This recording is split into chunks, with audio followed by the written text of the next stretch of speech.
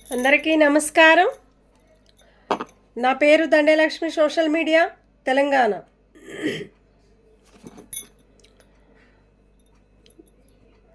నిన్న జరిగిన మ్యాటర్ అనేది ఈరోజు బయటకు వచ్చింది. నిన్న metro station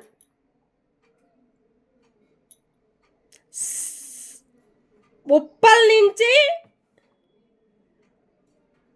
last metro hitech city వెళ్ళే రోడ్డు, అట్లాగానే లాస్ట్ ఎల్బీ నగర్ నుంచి లాస్ట్ మియాపూరు, ఇలాంటి మెట్రోల వల్ల చాలామంది పేదవాళ్ళు నిన్న నాకు చెప్తుంటే మన మెట్రో స్టేషన్ గురించి చాలా బాధపడుతున్నారు. అంతమంది మహిళలు, లేడీసు, జెంట్సు, పెద్దవారు వాళ్ళు చాలా కష్టాల్లో ఉన్న పేదవాళ్ళు కూడా ఉన్నారు. మెట్రో ఎక్కుతున్నారంటే ఆ మెట్రో ఎక్కింది ఎందుకంటే తొందరగా పోయి తొందరగా వస్తామని, వాళ్ళ ఇబ్బందుల కోసం, వాళ్ళు పడే కష్టాల కోసము ఒక ఫలితము మా మెట్రో దగ్గర తెలిసింది. మెట్రో ఎక్కితే 10 నిమిషాల్లో 50 నిమిషాల్లో అక్కడ ఉంటాము అన్న కోరికతో మెట్రో ఎక్కుతున్నారు. కానీ చాలామంది 55 రూపాయలు పెట్టి టికెట్ తీసుకుంటే మెట్రోది కనీసం 2 రూపాయల కోసం టాయిలెట్ చేయనీయకుండా పోతే పేదవాళ్ళ బతుకులు ఏమవుతాయి?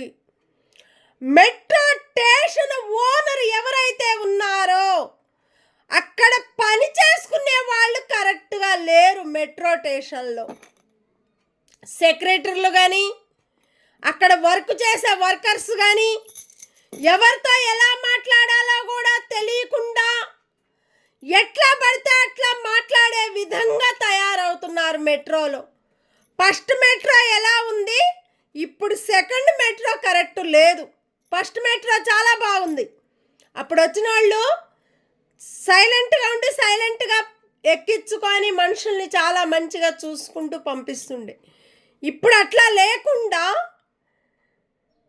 ఎవరు వచ్చినా ఎవరితో ఎలా మాట్లాడాలో కూడా తెలియనంత స్థాయికి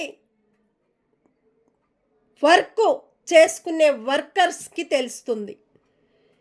పెద్దవాళ్ళు వస్తారు, చిన్నవాళ్ళు వస్తారు, మధ్యలో వాళ్ళు వస్తారు, ప్రజలు, ప్రభుత్వం కూడా వస్తుంది.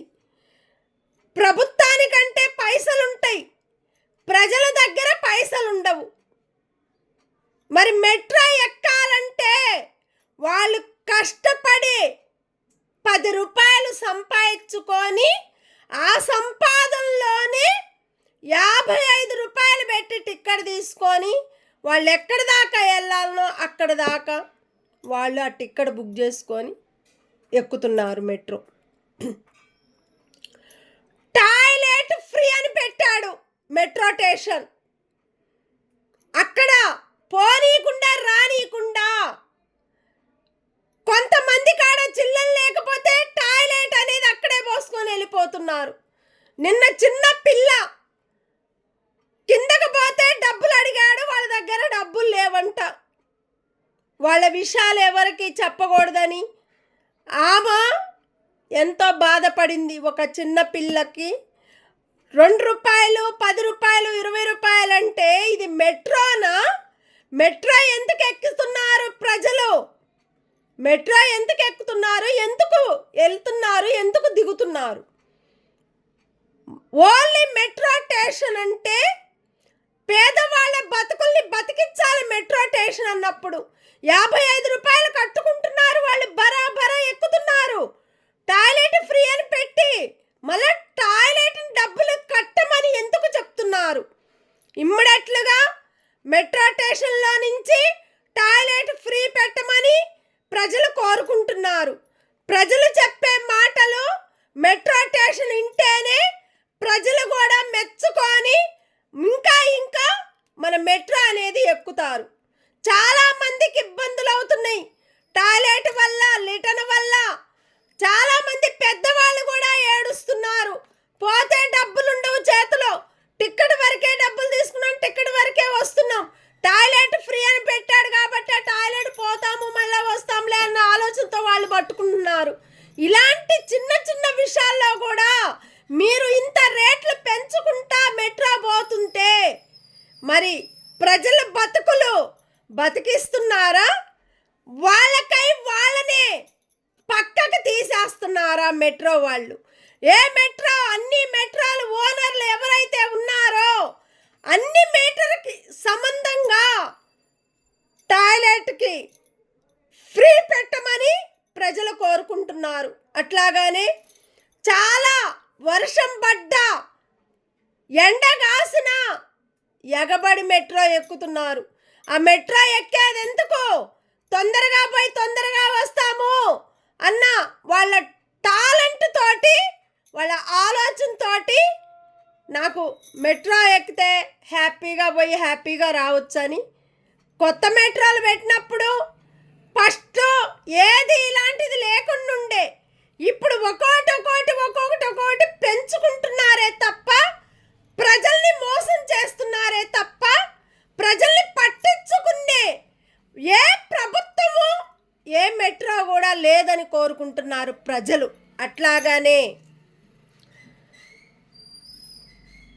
ప్రగతి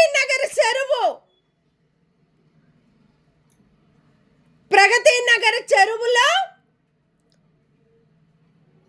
35 ఎకరాల్లో 9 ఎకరాలు మిగిలింది.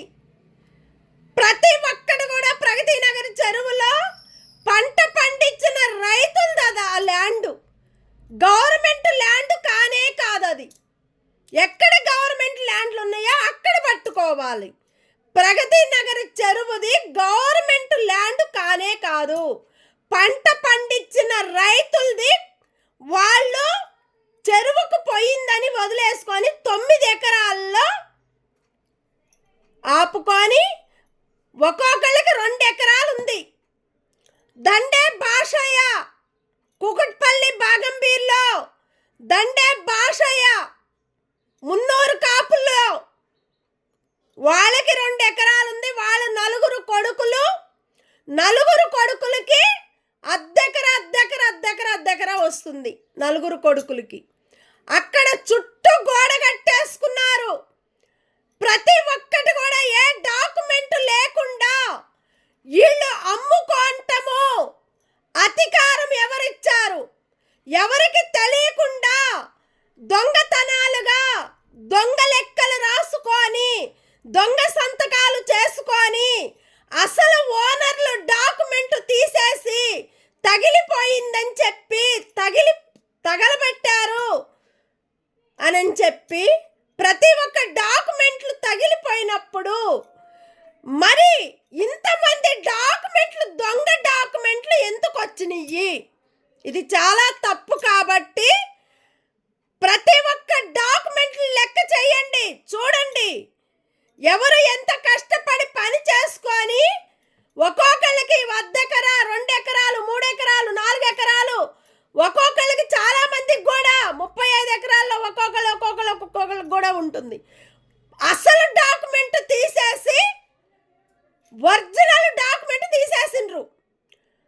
దొంగ లెక్కలు, దొంగ సంతకాలు చేసుకున్న డాక్యుమెంట్లు వాళ్ళ వైపును పెట్టుకొని ఆ ప్రగతి నగర్ చెరువు కూడా మాయానని చెప్పుకొని చుట్టూ గోడ కట్టుకొని పేదవాళ్ళ బతుకుల్ని తీసేసి గొప్ప వాళ్ళ బతుకులు పెట్టుకొని అక్కడ చుట్టూ గోడ కట్టడం జరిగింది.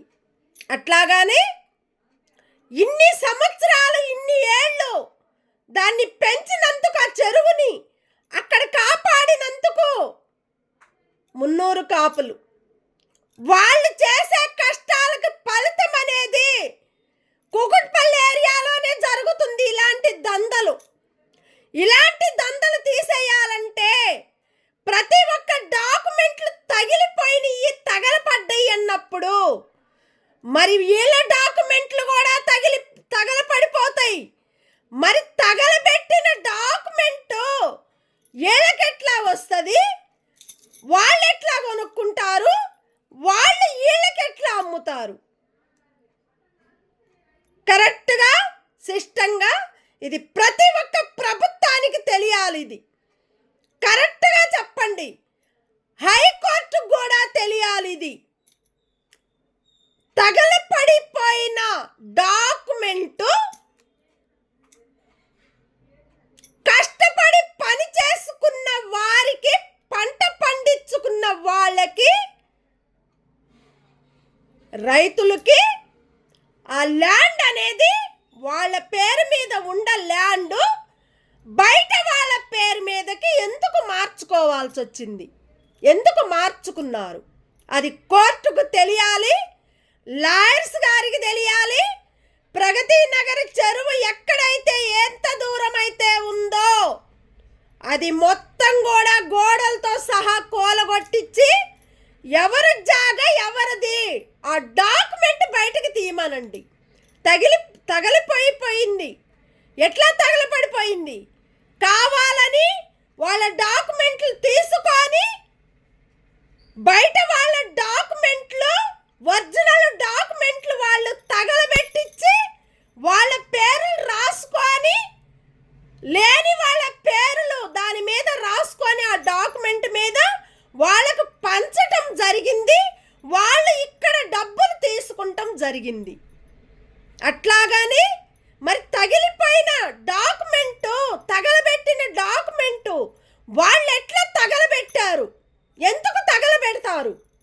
అది కావాలని తగలబెట్టారు. అది కావాలని వాళ్ళ డాక్యుమెంటు, అసలు వాళ్ళది డాక్యుమెంట్ తీసేసుకొని బయట వాళ్ళకి అమ్ముకొని, బయట వాళ్ళు వాళ్ళ సంతకాలు పెట్టించుకొని ప్రగతి నగర్ చెరువు 9 ఎకరాలని నిలబెట్టుకున్నారు. ఇక్కడ జరిగిన సంగతులు ఇది. ఎవరి పేర్లని మేము చెప్పము. ప్రగతి నగర్ చెరువు దగ్గరకి ప్రతి ఒక్క 300 కాపుల్ని పిలవండి. ఎవరిది ఏందనేది వాళ్ళని అడగండి. ప్రతి ఒక్క ఇంటికి వచ్చి ఎంక్వైరీ చెయ్యండి. అప్పుడే ప్రగతి నగర్ చెరువు ఎవరిది ఏందనేది తెలుస్తుంది. అట్లాగానే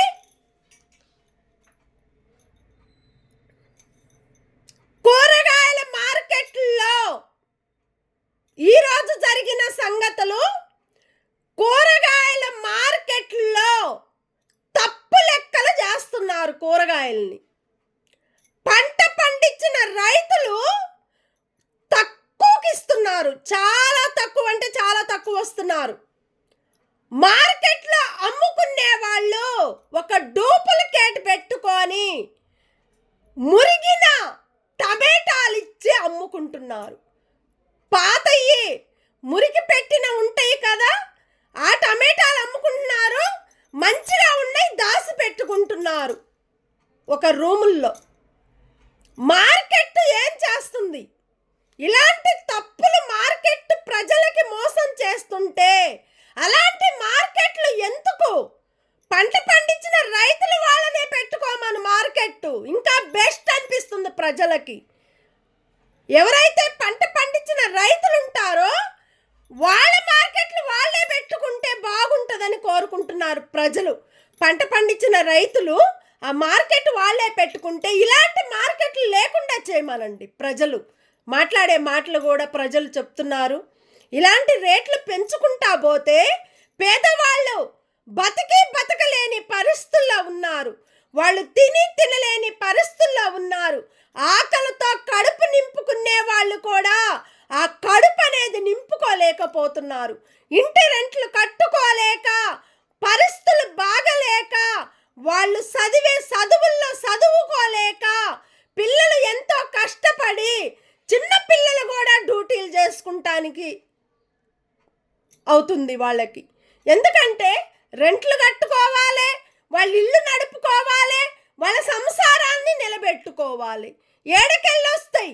ఇన్ని రేట్లు పెంచుకుంటే పేదవాళ్ళ బతుకులు ఎక్కడ నడుస్తాయి? గొప్ప వాళ్ళే నడుస్తున్నాయి. గొప్ప వాళ్ళవి కూడా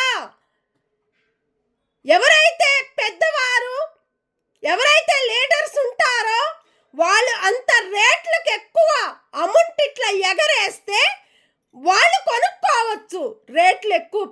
పట్టించుకొని.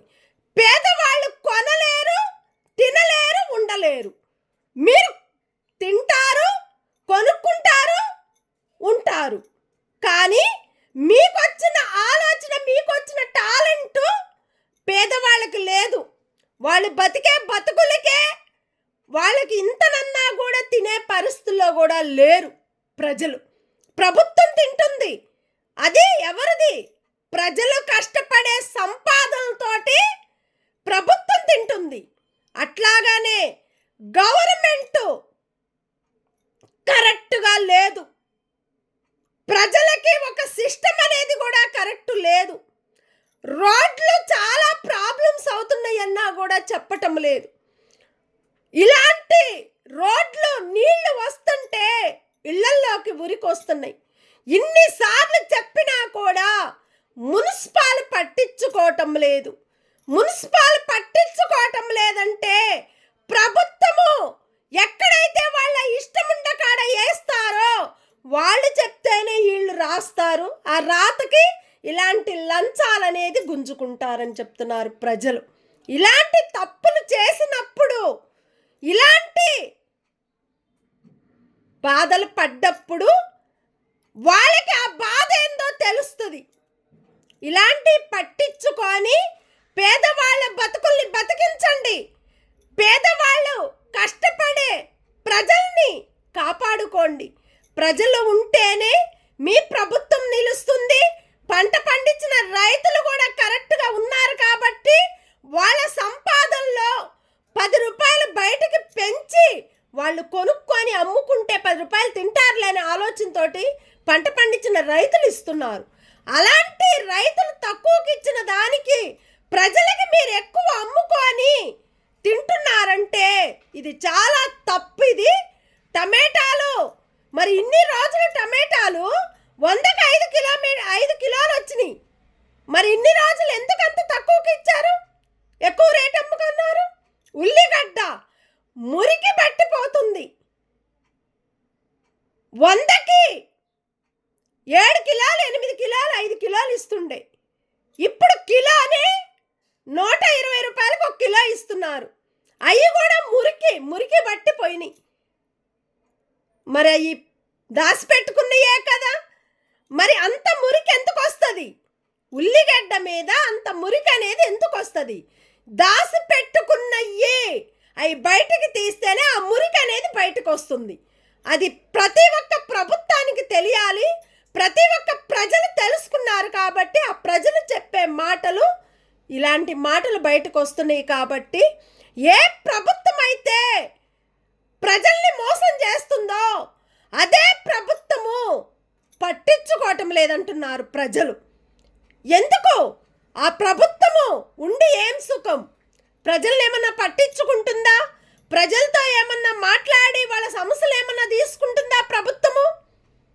ఎవరికి ఎక్కడ ఏం జరిగింది కూడా అడగటానికి వచ్చినా కూడా తీసి పక్కకు పడేస్తుంది ప్రభుత్వము. అలాంటి ప్రభుత్వాలు ప్రజలకు ఎందుకు? ప్రజలకి ప్రభుత్వం ఏం చేస్తున్నారని ఏ లెక్కలు కూడా తప్పు లెక్కలు రాసుకొని కోర్టులో తప్పు లెక్కలే ఉన్నాయి. హైకోర్టు, గవర్నమెంట్లు కోర్టులో కూడా తప్పు లెక్కలే ఉన్నాయి. ఎవరైతే ఏ ప్రభుత్వం అయితే తప్పు లెక్కలు రాసి ఆ తప్పుకి నేను దొరనయ్యానంటే అది కరెక్ట్ సిస్టమ్ కాదు. గవర్నమెంట్లు మారాలి, కోర్టులు కూడా మారాలి. అట్లాగానే ఏ గవర్నమెంట్ మున్సిపల్ గవర్నమెంట్లు అయినాయో ఆ ప్రతి ఒక్క గవర్నమెంట్లు కూడా ఏ ప్రభుత్వానికి కూడా సపోర్ట్ లేకుండా అదే గవర్నమెంట్, ఒరిజినల్ గవర్నమెంట్ అనేది పేదవాళ్ళ బతుకుల్ని బతికించే గవర్నమెంట్ని పెట్టాలని కోరుకుంటున్నారు ప్రజలు. అట్లాగానే ఆర్టీసీ బస్సుల్ని గవర్నమెంట్కి పర్మిషన్ చేయాలి. అట్లాగనే వాళ్ళకి గవర్నమెంట్ నుంచి పర్మనెంట్ చేయాలి. ఎందుకంటే ఇన్ని రోజులు వాళ్ళు కష్టపడి పని చేశారు కాబట్టి ఆ ఫలితం అనేది గవర్నమెంట్కి మార్చండి. వాళ్ళకి ఒక గవర్నమెంట్ పోస్టులు అన్నా వస్తే వాళ్ళు బతుకుతారు, బతికించుకుంటారు, వాళ్ళ పిల్లలను కూడా చదివించుకుంటారు. ఆర్టీసీ బస్సులు ప్రభుత్వానికి ఒప్పజెప్తే ప్రభుత్వం పట్టించుకోలేదు కాబట్టి అదే ప్రభుత్వము, అదే గవర్నమెంట్కి ఆర్టీసీ బస్సుల్ని ప్రతి ఒక్క డిపో వాళ్ళకి, ప్రతి ఒక్క డిపోలు గవర్నమెంట్కి పర్మనెంట్ చేయండి. ఇది చేస్తే ఎవరికి ఏ సంబంధం కూడా ఉండదు. గవర్నమెంటే చూసుకుంటుంది, గవర్నమెంట్ బస్సులు గవర్నమెంటే నడుపుకుంటుంది. ఏ ప్రభుత్వానికి కూడా సంబంధం లేకుండా అయిపోతుంది. ప్రభుత్వం పట్టించుకోలేనప్పుడు, ప్రజల్ని చూడలేనప్పుడు మరి ప్రభుత్వం ఏం చేస్తుంది? గవర్నమెంట్ ఏం చేస్తుంది? అందుకని ప్రతి ఒక్క గవర్నమెంట్లో కూడా అసలు ఏ ప్రభుత్వానికి కూడా సంబంధం లేకుండా గవర్నమెంట్ను పెడితే అక్కడ ప్రజలకు కూడా బాగుంటుంది, ప్రభుత్వానికి కూడా బాగుంటుంది. ఎక్కడ ఏ తప్పులు జరిగింది కూడా బయటికి లాగటానికి ఉంటుంది. తప్పు చేసిన వాళ్ళకి ఒక సపోర్ట్ ఇస్తుంది ప్రభుత్వము, తప్పు చేయని వాళ్ళకి సపోర్ట్ ఇవ్వటం లేదు ప్రభుత్వము. ఏ కాడికి ఏ లంచాల కోసం ఎగబడుతున్నారో, ఏ లంచాల కోసం దిగబడుతున్నారో, మన బతుకుల్ని మనం బతికించుకోలేకపోతున్నారో ప్రజలు, అదే బతుకులు మీ ప్రభుత్వం బతుకుతుంది కాబట్టి, అలాంటి లంచాల్లో మీరు ఉంటున్నారు కాబట్టి ఆ లంచాల కోసం ఎగబడే లంచాలను తగ్గించేసి పేదవాళ్ళ బతుకుల్ని బతికించండి. రేషన్ కార్డు పేదవాళ్ళకి ఇమ్మీడియట్లుగా రేషన్ కార్డు, వైట్ కార్డు ఇవ్వండి. వాళ్ళ సమస్యలను వాళ్ళని బయటకు తీసుకురండి. వాళ్ళ బాధల్ని మీరు ప్రభుత్వం పట్టించుకోండి. పంట పండించిన రైతులు వాళ్ళని కూడా పట్టించుకొని వాళ్ళ సమస్యలు అడగండి, బయటకు తీయండి. వాళ్ళకి ఏదైతే కోరుకున్నారో ఆ కోరికలు ప్రభుత్వం తీర్చండి. అలాంటి గొప్పతనం కావాలని మేము కోరుకుంటూ ప్రతి ఒక్కటికి కూడా మేము అందరికీ కూడా ధన్యవాదాలు. Dandelakshmi social media Telangana, thank you. ప్రతి ఒక్కళ్ళు కూడా బాగుండాలి, అందరూ బాగుండాలి, అందులో ప్రతి ఒక్క ప్రజల ప్రభుత్వం కూడా బాగుండాలని కోరుకుంటూ ప్రతి ఒక్క ప్రజలకి న్యాయంగా నిలబడి ప్రభుత్వం ఉండి గవర్నమెంట్ని పర్మనెంట్గా చేయాలని మేము కోరుకుంటూ ఏ ప్రభుత్వానికి కూడా పని రాకుండా అదే గవర్నమెంటు పర్మనెంట్ గవర్నమెంట్ కావాలని కోరుకుంటున్నారు ప్రజలు. Thank you.